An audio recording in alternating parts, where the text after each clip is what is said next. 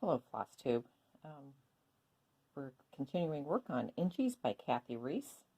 We're working on the C4 square, and we're using vineyard silk and your silk lame braid.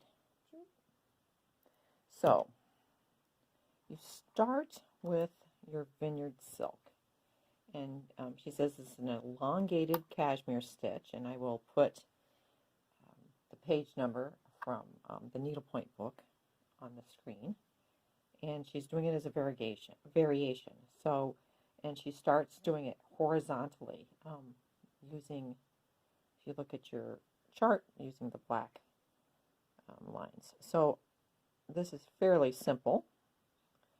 So I'm going to start my stitch here, doing an away waist knot, 1, 2 over, and following her chart.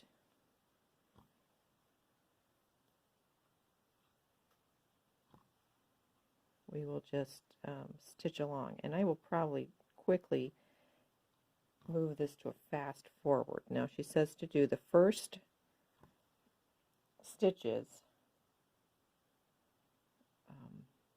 horizontally.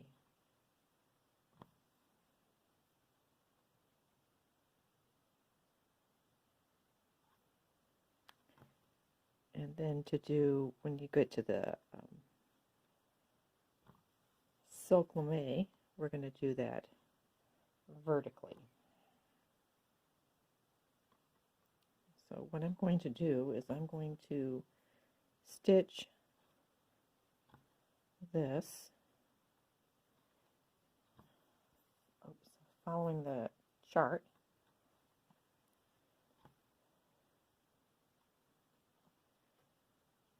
and then I think I'm going to actually start fast forwarding it, because you do not need to be watching me do this, because it is simpler than simple.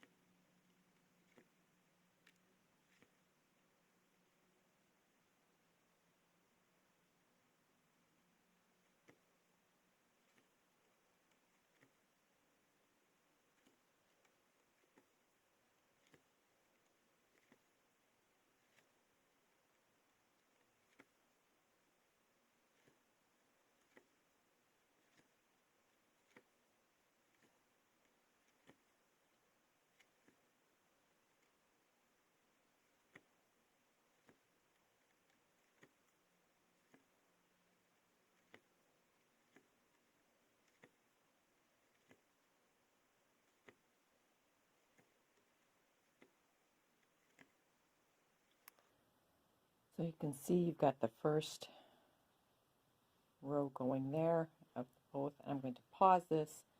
I'm going to finish this stitch going down, and then I'll show you how I add the silk lame braid. You don't want to be watching me stitch this. So as you can see, I finished the square. It is a very highly textured stitch because of the threads. I think when I did it with my red, white, and blue, I used pearl cotton and then a sparkly, which I liked. So now we're going to add a little bit of sparkle to ours, and she said to do it, so we did this one horizontally, going back and forth. This one we're going to do vertically. So I am just going to stick my thread down here, and then we're going to start adding the white stitch. So, and again, I am not going to show you all these because it's fairly simple. But to me, it makes more sense to kind of do it, maybe not as a back stitch. Okay, that's not going to work. So, I don't think you can see that thread underneath. So just see I came up in that hole. I'm going to pull that pretty tight. Now I can get through. I think I just didn't give enough tension. So you have to find the holes.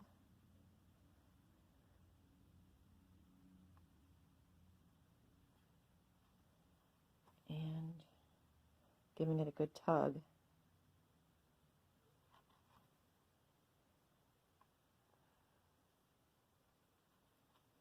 Trying to make sure I don't stick my head in the way of the camera. So I will check to make sure that that stitch is caught in the back. I'm pretty sure it will be. But if it isn't at the end of the video when I get done, I will make a little note and say, hey, turn your canvas over and weave it under some threads. Because you certainly do not want that to come loose. So as you can see, this last little bit goes very fast. I'm thinking, for me, stitching time, it did not take long at all to get this little square done. I should have timed myself. Oops, wiggling my canvas.